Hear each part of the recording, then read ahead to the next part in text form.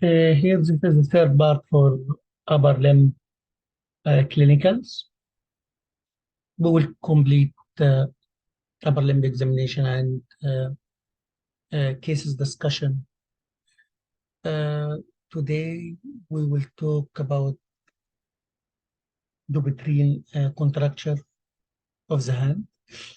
The exam, you can see either clinical picture like this, or it can be a real case of adult patient with picture like this.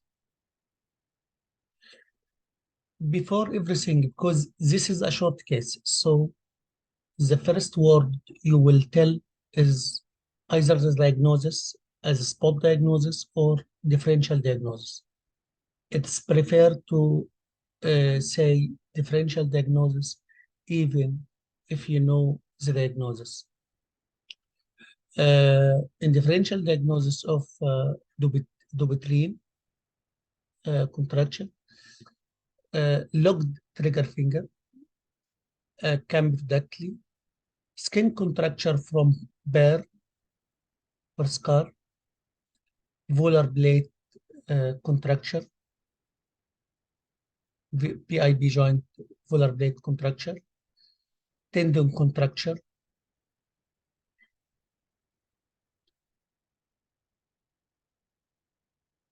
and arthrodesis of IB joint.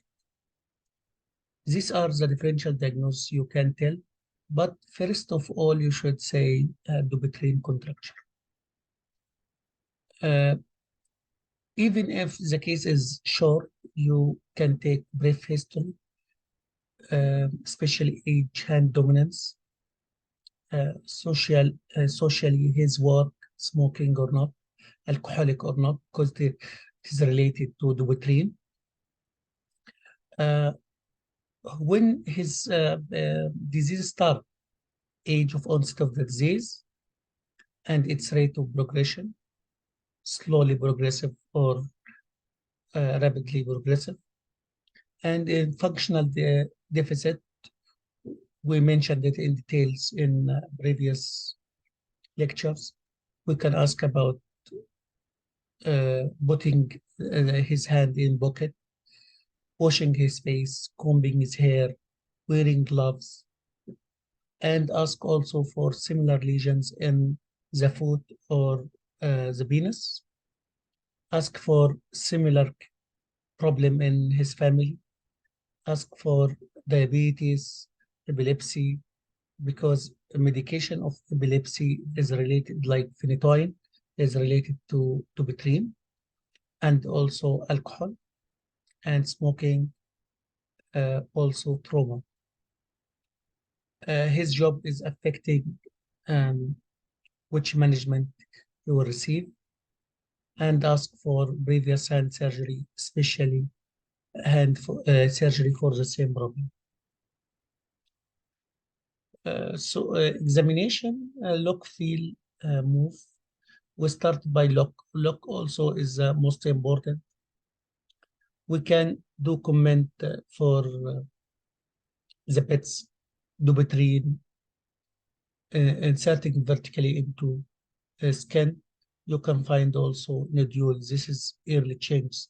I think this will not be the case, early change, but you will see cords like pretendinous cord, nectary cord, lateral spiral, commissural cord. You can see also a case which operated before. You can see scars, Z-plasty, or even amputation. Also, you can see scar for dermatofasciectomy. Look for hair in the graft and scar of donor site. This is for the volar aspect. For the dorsal aspect over interphalangeal joint, you can see jarrod pad, the thickening on dorsum of proximal interphalangeal joint, as you see in the picture. We will move to feel. feel you will palpate these chords.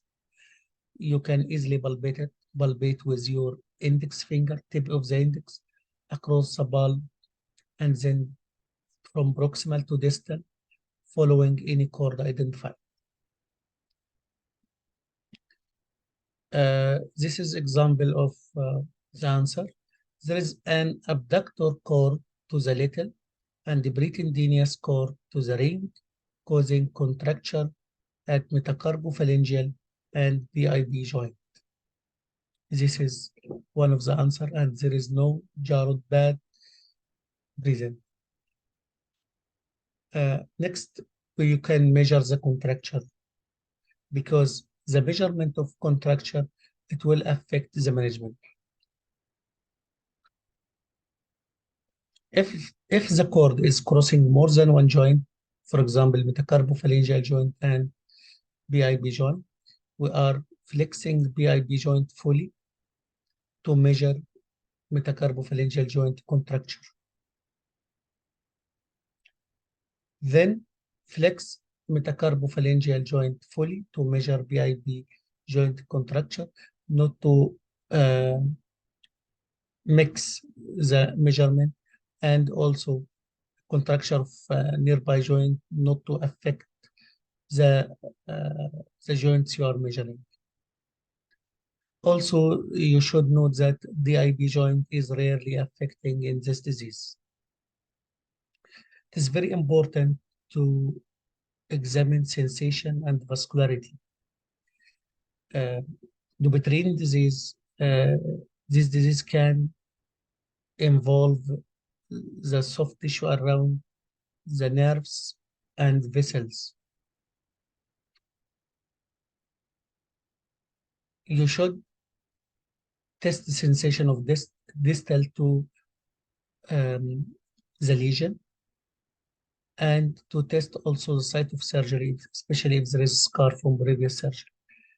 The nerve injury in primary surgery is 1.5% for injury of digital nerve, and more than 20% in revision surgery. Also, you assess circulation by digital Allen test. We are milking blood out proximal proximal to the base, and release the pressure one side by one side, and observe if the finger perfuse or not. The same like Allen test of the wrist.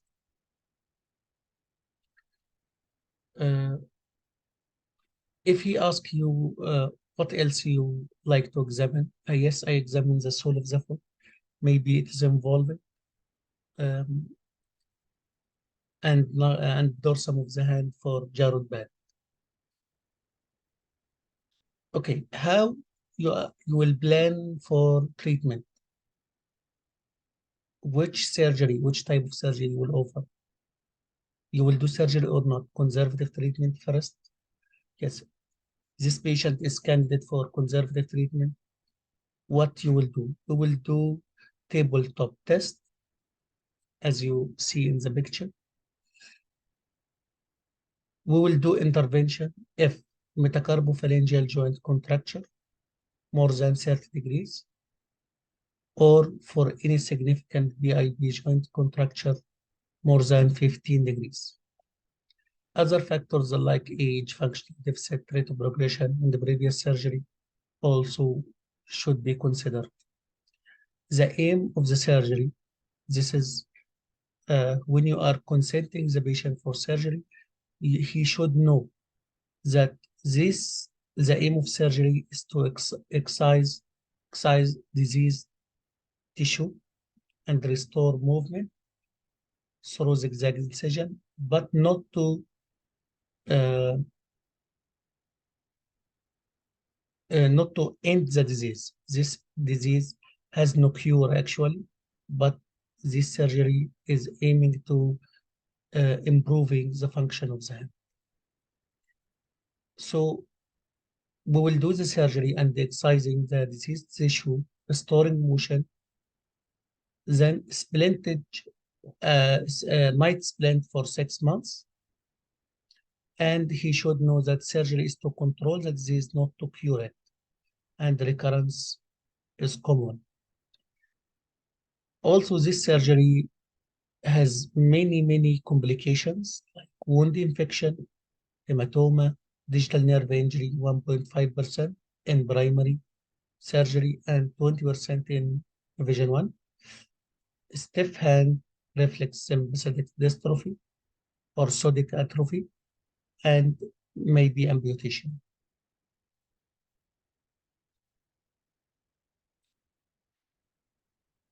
Okay, the one patient had surgery for correction of contracture of a BIB joint, and he had recurrence. Can you explain the cause of recurrence? Yes. Flexion contracture of BIB joint leads to shortening of volar blade. And when we do surgery for him, we're making extensive release of ligaments, sheaths, accessory collateral, volar blade. And in this case, scarring can happen and further limitation of flexion postoperatively could result. This is in BIB joint, but in metacarpophalangeal joint, 90 degrees flexion contraction doesn't shorten the collateral. So when you are correcting it, recurrence is less.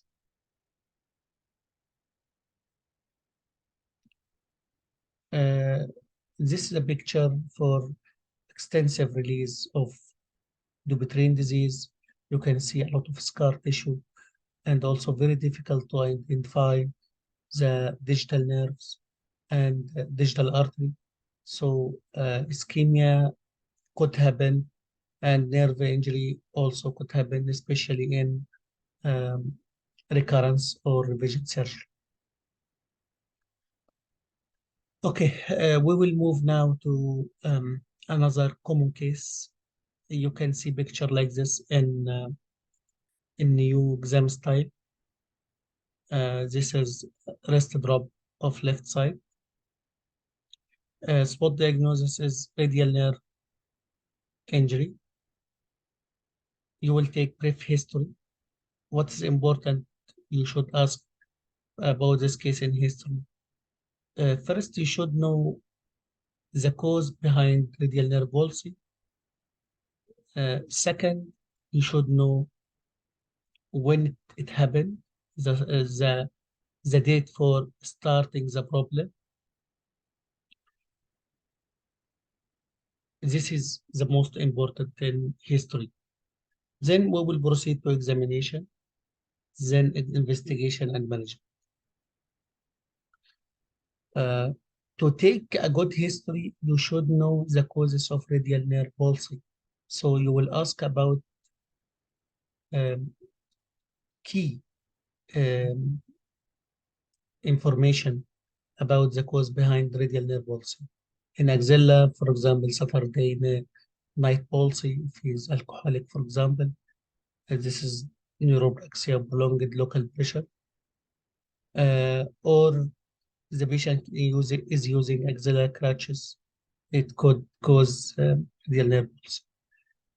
The radial nerve can be injured in the mid-humerus if the patient had fractured shaft humerus or distal third spiral fracture, which is called Holstein-Lewis type injury. Also tourniquet palsy and stab wound with laceration, gunshot. You can ask about all of this, ask about trauma in general, and he will tell you.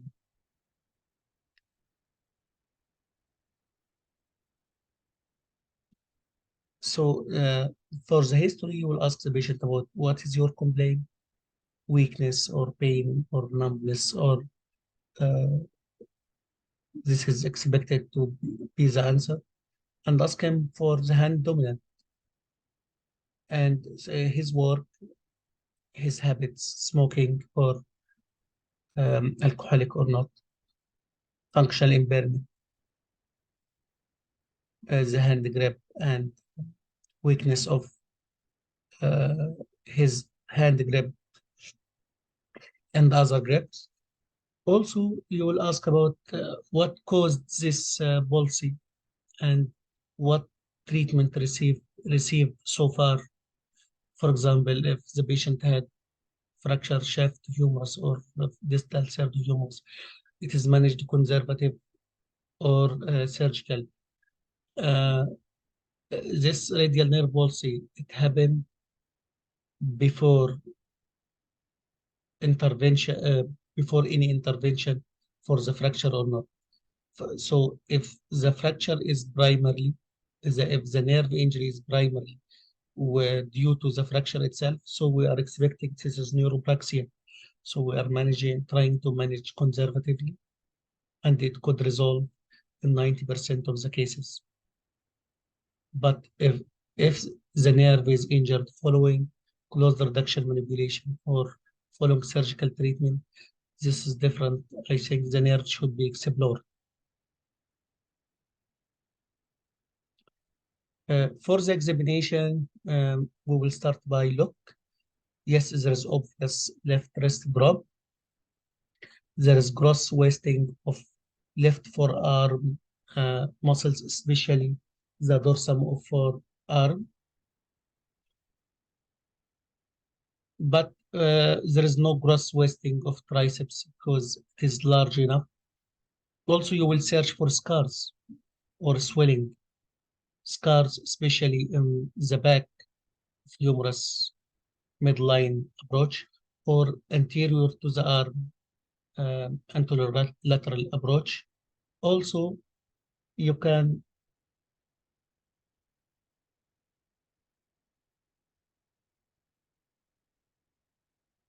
search for scar over the volar forearm, may be injured while the patient had radial plating, especially osteointraosseous nerve. Also, we will examine for sensation. Test sensation in the first web space. You are expecting to the patient to have decreased sensation first web space of uh, over the first dorsal interosseous muscle.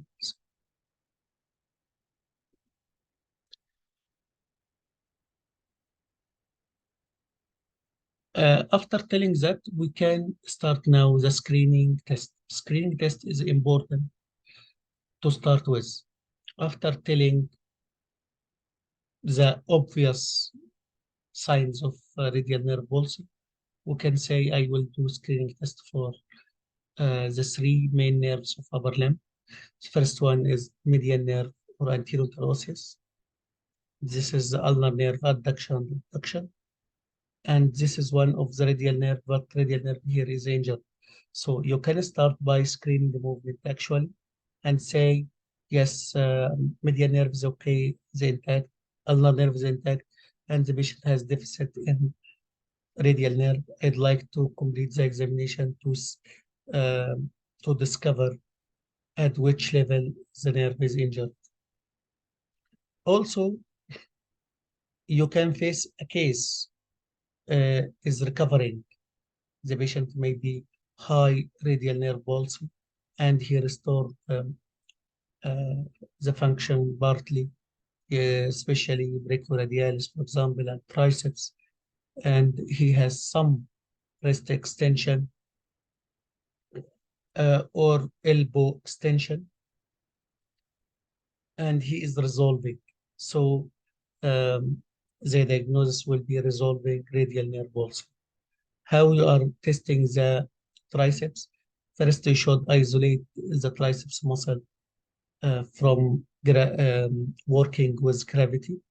So you will hold the elbow over your hand and in horizontal plane, yes, and ask the patient to extend his elbow against resistance and giving and grading it according to MRC grading.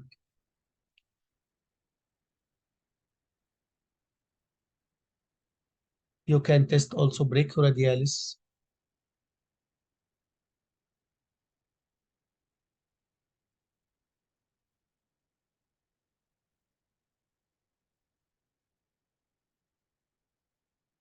Yes, this is yes. You are flexing the elbow in mid prone position and feel the contraction of the brachioradialis muscle. You should remember that brachioradialis is not extensor for the wrist. It is not crossing the wrist. It is crossing the elbow. So um, uh, when you are testing brachioradialis, you are testing the elbow flexion in mid prone position. This is important. Also, you will test the extensors of the wrist, extensor digitorum communis, and extensor indicis, extensor digiti minimi. This is the test of combined extensor indicis proprius and extensor digiti minimi with exclusion of extensor digitorum communis. This is important. You can ask the patient, ask him, please copy me. That's only. You should know that extensor digitorum communis is a major extensor for metacarpophalangeal joint, but it is not the main extensor of the fingers.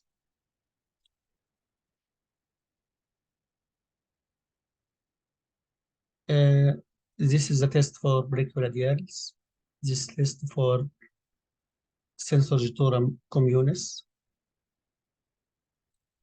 And also we are examining uh, the rest in radial deviation against resistance for extensor carpi radialis longus and brevis. And also we are examining the muscles going to the thumb, like abductor pollicis longus against the resistance, and extensor pollicis brevis, sorry, and extensor pollicis longus, as the resistance should be on the distal phalanx of the thumb. This is extensor indicis proprius. The resistance should be distal to metacarpophalangeal joint. Extensor carpi radialis longus extension with radial deviation against resistance.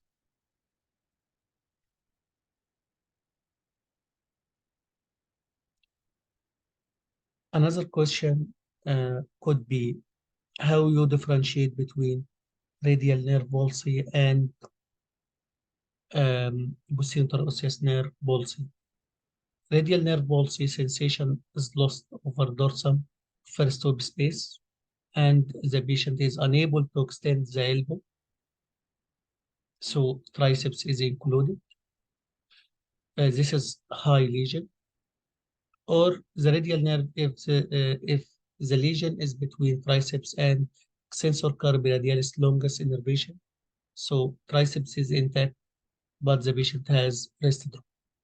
In posterior interosseous nerve palsy, there is no sensory loss because it is a pure motor nerve. And posterior interosseous is supplying extensor carpi radialis longus and sorry, extensor carpi radialis longus and the brachioradialis are intact because they are supplied by the radial nerve proper. So the patient can extend the wrist but with radial deviation. But the patient is unable to extend the metacarpophalangeal joint and no thumb retrovulsion, the function of extensor pollicis longus. If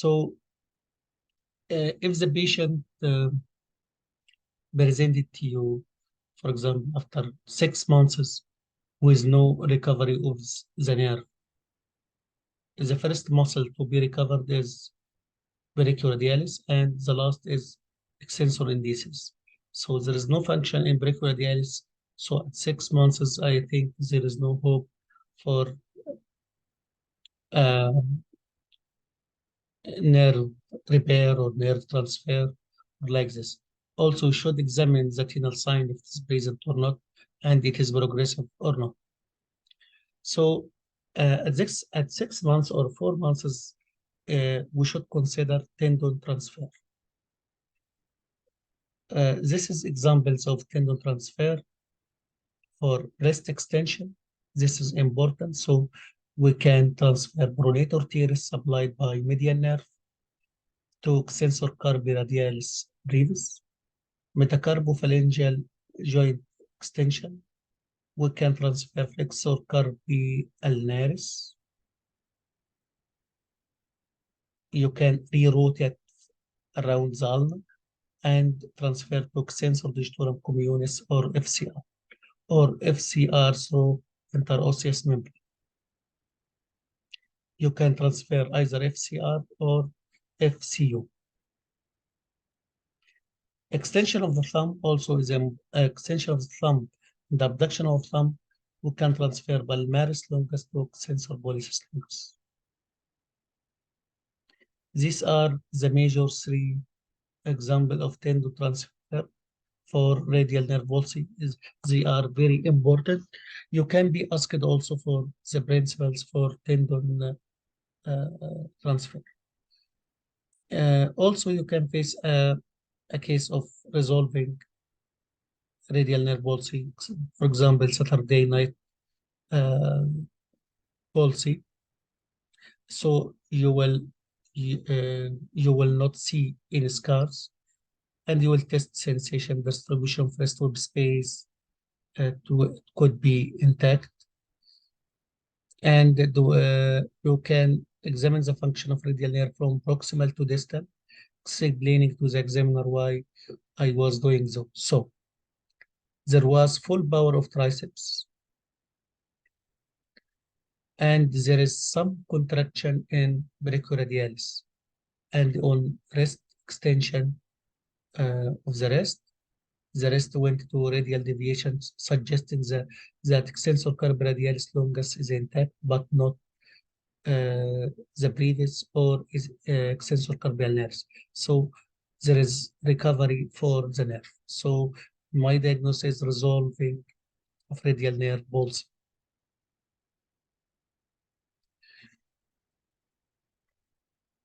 For the case of the classic case of the exam,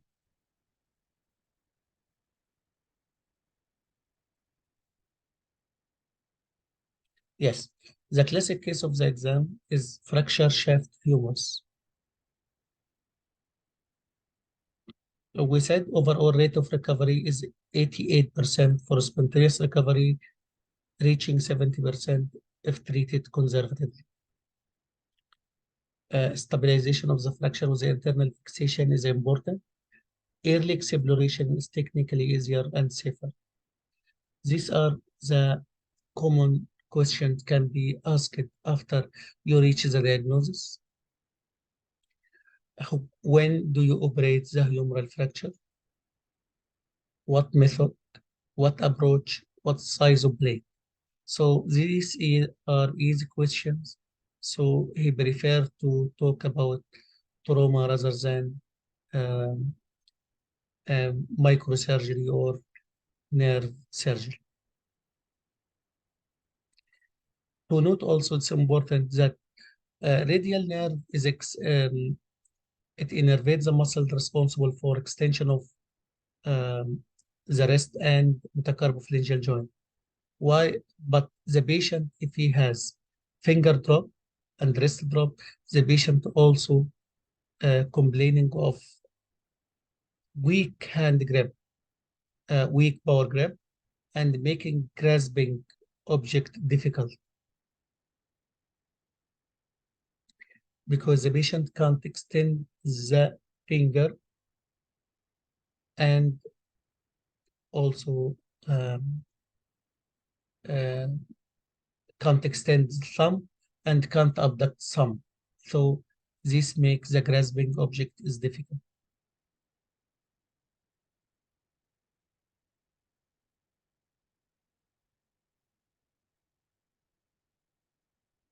So what is the management for this case? The patient has fractured humerus, maybe not united, and he has radial nerve palsy, not recovered. So the management will be open reduction, the internal fixation of the fracture of the humerus by plating. If the fracture is very distal, it will be double plate with 90 degrees over each other or 180.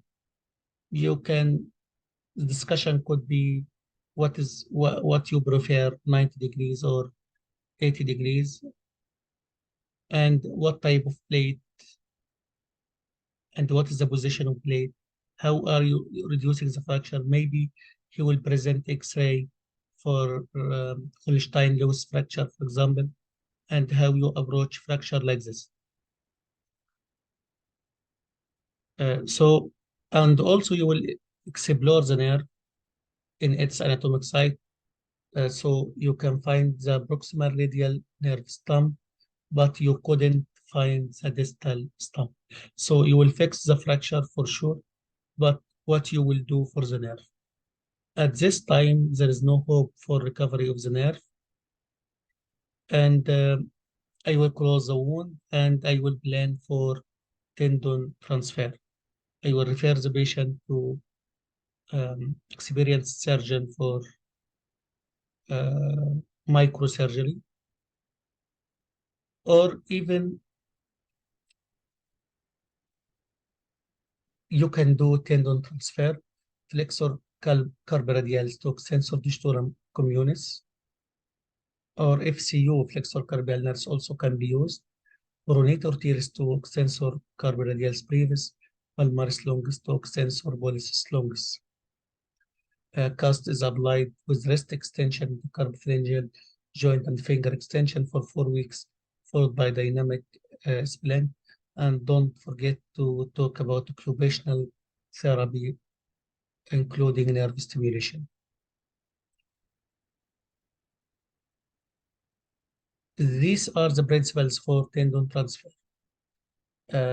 The donor muscle you are choosing should have adequate strength, because when you transfer it, it will lose 1 degree.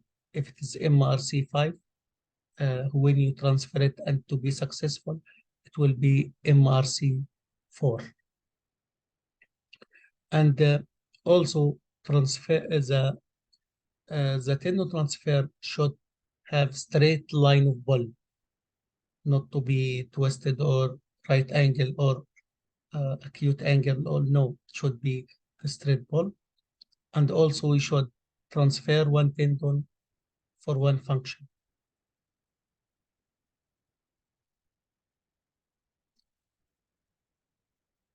And there is something very important. The joint you are transferring tendon for it should be supple. You can't transfer tendon to stiff joint. And the patient need intensive postoperative physical therapy after 3 weeks of splintage for crucial for good outcome. Now we reached the end of this lecture, and I promise we will present more lectures for upper limb clinicals. Thank you.